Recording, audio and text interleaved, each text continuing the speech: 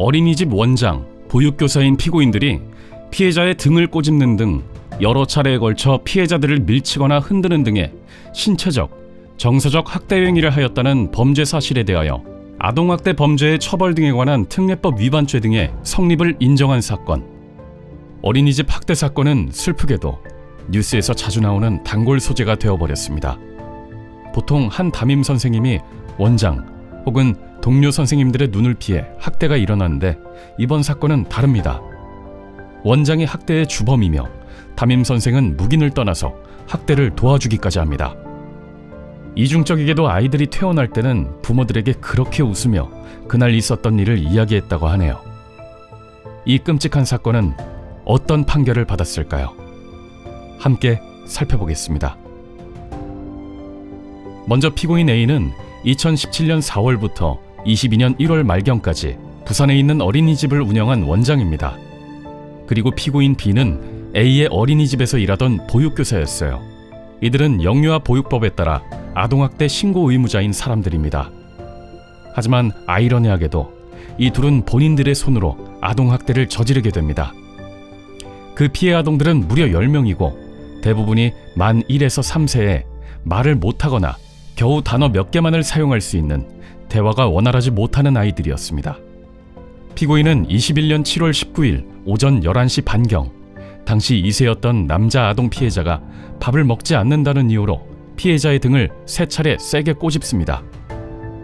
여기서 끝나는 것이 아니라 21년 8월 23일까지 한 달여간 20회에 걸쳐 아이들을 밀치거나 흔드는 등 신체적, 정서적 학대 행위를 합니다. 한 달 동안 20회라면 휴일을 제외하고 아이들이 등원하는 매일매일 아이들을 학대했다고 볼 수 있는 거죠. 이는 명백한 범죄 행위입니다. 이들의 안면물수한 행위는 여기서 끝이 아닙니다.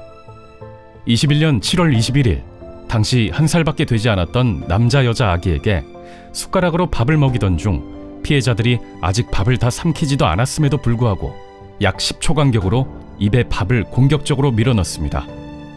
또한 상습적으로 25회에 걸쳐 피해자들이 앉아있는 보행기를 들어올린 후 입과 목을 강제적으로 젖힌 후 밥 먹기를 거부하는 피해자들의 입에 억지로 밥숟가락을 넣었습니다.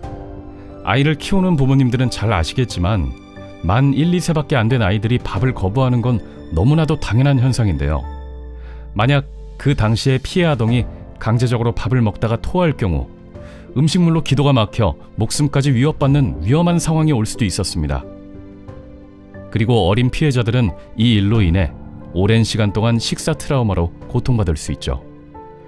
피해자들의 신체의 건강 및 발달을 해치는 학대 행위를 함과 동시에 피해자들의 정신건강 및 발달에 해를 끼치는 정서적 학대 행위를 한 것입니다. 얼마 지나지 않아 유사한 아동학대 행위가 또다시 일어납니다. 7월 27일 낮 12시 36분경 피고인 A는 당시 1세였던 피해자에게 또다시 보행기에 태워 들어올린 후 억지로 밥을 먹입니다.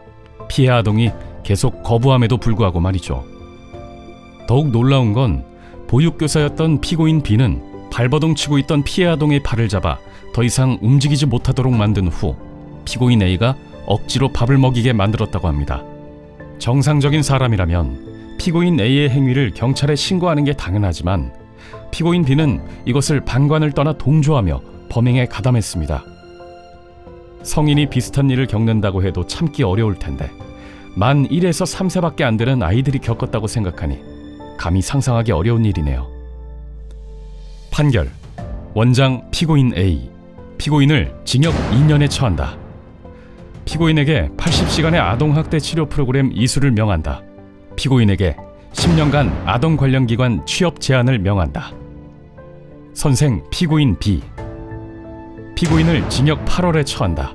다만 위 판결 확정일로부터 2년간 위 형의 집행을 유예한다. 피고인에게 80시간의 아동학대 재범 예방 강의 수강을 명한다. 피고인에게 5년간 아동 관련 기관 취업 제한을 명한다. 이들은 명백하게 피해 아동들의 신체 정신건강에 데미지를 주었고 이를 방조했습니다. 이를 바탕으로 최종적으로 아동학대 범죄의 처벌 등에 관한 특례법 위반 판결이 나왔습니다. 여러분들은 이 끔찍한 사건에 대해서 어떻게 생각하시나요?